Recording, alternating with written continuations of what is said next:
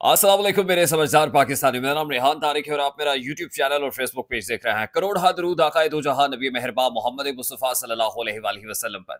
इस दुआ और इस उम्मीद के साथ इस व्लॉग का आगाज करते हैं कि अल्लाह रब्बुल इज्जत इस मुल्क के फैसला साजों के दिलों में समझदार पाकिस्तानियों के लिए नरमी पैदा कर दे। Chief of the army staff जोएल आसिम मुनीर के खिताब के बाद मुल्क में एक नई सियासी हलचल है।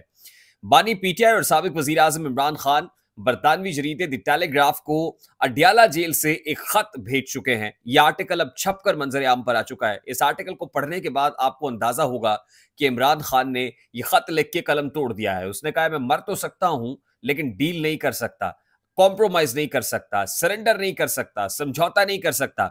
और कुछ सवालात ऐसे हैं जो लंदन ही से बानी एमकेएम अल्ताफ हुसैन ने पूछे हैं और ये सवालात गुज़श्ता व्लॉग के अंदर हमने बड़ी तफसील के साथ आपके सामने रखे भी। उसके बाद मौलाना फजलुर रहमान भी इस्टेब्लिशमेंट के अगेंस्ट तबले जंग बजाए हुए हैं। गुज़श्ता रोज कराची में उन्होंने जलसा किया और अब उन्होंने रुख जो है वो आगे की तरफ पेशावर की तरफ भी मोड़ लिया है। यानी सड़कों के ऊपर दमादम मस्त कलंदर होगा। दो बच्चियों की ऑडियोज और वीडियोस खासी वायरल हो रही हैं। दो बच्चियों की वीडियोस वायरल हो गई हैं जिसमें उन्होंने एक कोहराम मचा दिया है। यूं कहिए कि कुरान पाक पे हाथ रख के जब कोई बात कही है तो उसके बाद तो कोई बात रह ही नहीं जाती, जिसको पंजाबी में निया कहते हैं, उर्दू में हलफ कहते हैं। कुरान पाक पे हल्फ आ गया और जिस अंदाज में हो रहा है ये बात हो रही है, उसके बाद ये पता चलता है कि वो जो केसेस की इमारत बड़ी ही महारत के साथ बनाई गई थी वो जमीन बोस हो रही है। अब at this point in time अगर कोई ये समझता है कि इमरान खान को इसी तरह से छोड़ देना चाहिए तो इमरान खान को ऐसे छोड़ेंगे तो खतरनाक है। अगर उस तरह से इमरान खान के साथ करेंगे जिसका वो इंडिया दे रहा है तो वो भी खतरनाक है। दोनों सूरतों में इमरान खान अब एक ऐसी हड्डी बन गया है जो ना उगली जाए ना निकली जाए। आ, जल्द या बदेर यानी अभी कर ले या थोड़ी ताखीर के साथ कर ले, नुकसान उठा के कर ले, इमरान खान के साथ एंगेज करना ही पड़ेगा क्योंकि मामला अब आसानी से टलने वाला नहीं है। आज मैं आपको बता दूं कि अडयाला जेल में एक बार फिर रौनक लगेगी। 190 मिलियन पाउंड केस की समाअत अडयाला जेल में होने जा रही है। बुशरा बीबी भी पहुंचेंगी, इमरान खान साहब भी पहुंचेंगे, सहाफ़ी भी होंगे, गुफ्तगू भी होगी। यकीनन ये सेंसर्ड होगी मेन स्ट्रीम मीडिया के ऊपर, लेकिन डिजिटल मीडिया पे आपको समझ आ जाएगी कि सहाफ़ियों से गुफ्तगू करते हुए इमरान खान साहब ने in response to chief of the army staffs address क्या कहा है। दूसरी इंपॉर्टेंट चीज़ यह है कि justice Babar Sattar audio leaks के अंदर जो मुतफरक दरखास्त आईबी ने जमा कराई थी, आईबी ने वो दरखास्त वापस लेने की इस्तदा कर दी है। इन दरखास्तों पर अब से कुछ ही देर में इस्लामाबाद हाई कोर्ट में समाअत होने जा रही है। दो अहम मुकदमात हैं पैरेलल, एक तो जस्टिस बाबर सत्तार की अदालत में लगा हुआ है, दूसरा अडयाला जेल में justice Nasir Javed Rana 190 million pound case एहतसाब अदालत का केस है, नैब का केस है, इस पे समाअत करेंगे। लेकिन ये समाअत इस कॉन्टेक्स्ट में इंपॉर्टेंट है कि इमरान खान, बुशरा बीबी, सहाफ़ी मौजूद होंगे तो बराह रास्त बहुत सारी बातें होंगी और अडयाला जेल से जो गुफ्तगू होगी इंशाल्लाह उसकी तमाम तर डिटेल्स आपके गोश गुजार करेंगे। एक कॉलम है जिसमें फौजी जर्नैल इस वक्त पाक फौज में कितने हैं, जर्नैल से लेके कप्तान तक तमाम आदाद शुमार मेंशन किए गए, किस पर कितने पैसे लगते हैं, असासा जात में क्या रोल है, डिफेंस बजट कितना है, ये तमाम दर बातें की गई। यूं लगता है कि जैसे बड़ा एंटी स्टैब्लिशमेंट या स्टैब्लिशमेंट पर कोई हमला है। इस कॉलम को सीनियर सहाफी और एंकर पर्सन हामिद मीर के साथ मंसूब किया गया। हामिद मीर साहब से जब मंसूब हुआ तो एक्स के ऊपर शुएब शाहीन साहब जो पाकिस्तान तहरीक इंसाफ के वकील रहनुमा है, उन्होंने एक पोस्ट की और कहा कि सीनियर सहाफी एंकर पर्सन हामिद मीर साहब ने ये कॉलम लिखा है। हामिद मीर साहब ये बताते हैं, अभी कुछ ही देर पहले उन्होंने जो इसके रिस्पॉन्स में कहा है वो ये कि शुएब शाहीन साहब, मैंने आपको व्हाट्सएप किया और व्हाट्सएप करके आपसे पूछा कि ये कॉलम मैंने कब लिखा, ये तो मैंने नहीं लिखा है, आप इसको डिलीट करें या ये बताइए कि ये गलत अंदाज में आपने रिपोर्ट किया है। तो शुएब शाहीन साहब को फिर ट्विटर पे उन्होंने ये भी कहा कि मैंने ये कब लिखा, ये क्वेश्चन किया और उन्होंने रीपोस्ट किया उसको। अब हामिद मीर साहब तो इसकी तरदीद कर रहे हैं और कह रहे हैं मैंने अरशद शरीफ से मुताल्लिक कॉलम लिखा था और उसका लिंक दे रहे हैं, ये कॉलम मुझसे मंसूब नहीं है। लेकिन इस कॉलम में क्या कहा गया है मैं आपको बता दूं।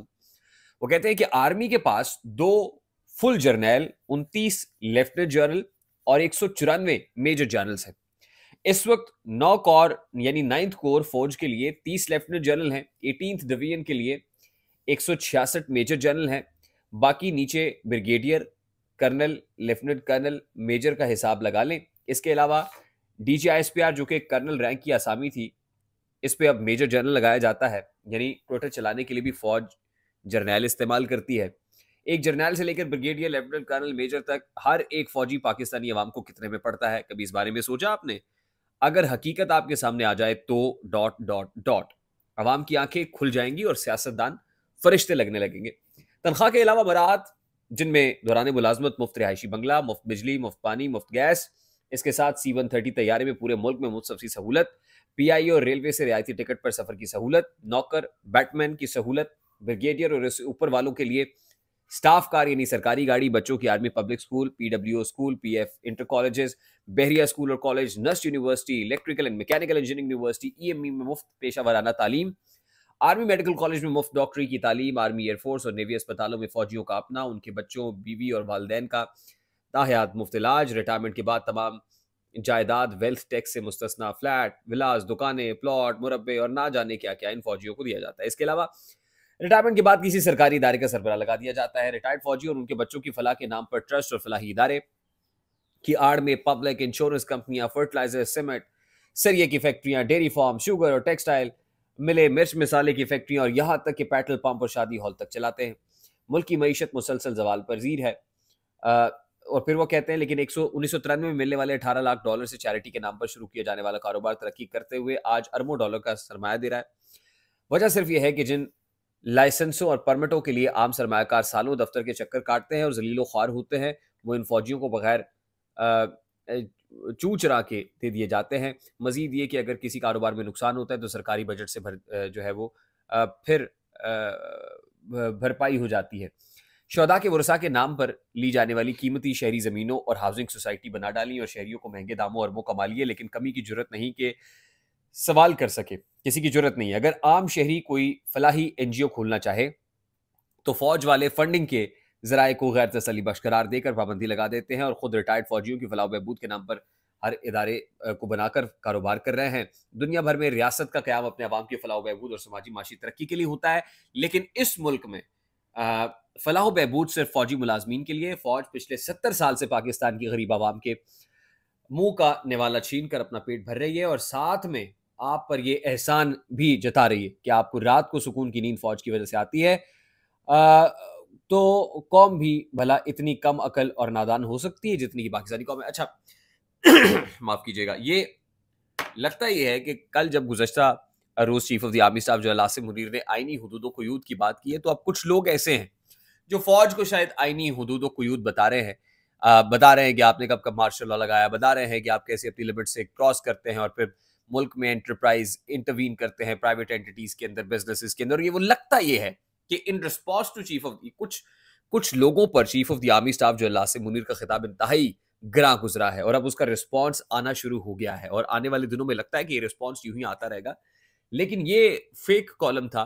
अब जब हामिद मीर साहब ने तरदीद कर दी है तो फिर मेरा ख्याल है कि तरदीद को काफी समझना चाहिए। दूसरी इंपॉर्टेंट चीज ये है कि बुशरा बीबी की बेटियां हैं, उन्होंने वो मास्क पहना हुआ है, कुरान पाक पे हाथ रखा है और हल्फ दे रही हैं कि उनकी वालदा मोहतरमा से मुतालिक जो बातें की गई वो बिल्कुल गलत, मनगढ़ंत, झूठ पर मबनी थी। उनकी वालिदा मुत्तकी और परहेजगार औरत हैं, जादू टूने से उनका कोई ताल्लुक नहीं है। जुल्फी बुखारी का हवाला भी दे रही हैं, फिर वो ऑन चौधरी की बात भी कर रही हैं, उनकी अहलिया को कैसे जो है वो राह रास्त पर लाई उनकी वालदा। मतलब ये सब चीज़ें बता के गवाही दी जा रही है और उनके वालिद से मुतल्लिक कहा जा रहा है कि शायद वो किसी के प्रेशर में है। मेरा ख्याल है कि इस सब के बाद जब ये बात सामने आ गई और ये सब हो गया तो इद्दत में निकाह केस तो वैसे ही अब बिद्दत बन चुका है और उसकी ज़मीन यानी उसकी जो इमारत बनाई गई थी वो तो ऐसी ही ज़मीन बोस हो गई है। आई होप मेरी बात आप तक पहुंची होगी। अगर पहुंच जाए तो वीडियो को लाइक और शेयर करना मत भूलिएगा। चैनल पे नए हैं तो चैनल को सब्सक्राइब कर दीजिएगा, बेल आइकन जरूर दबाइएगा। मुझे रेहान तारिक को इजाजत दीजिए, अपना बहुत सारा ख्याल रखिएगा। अस्सलाम वालेकुम।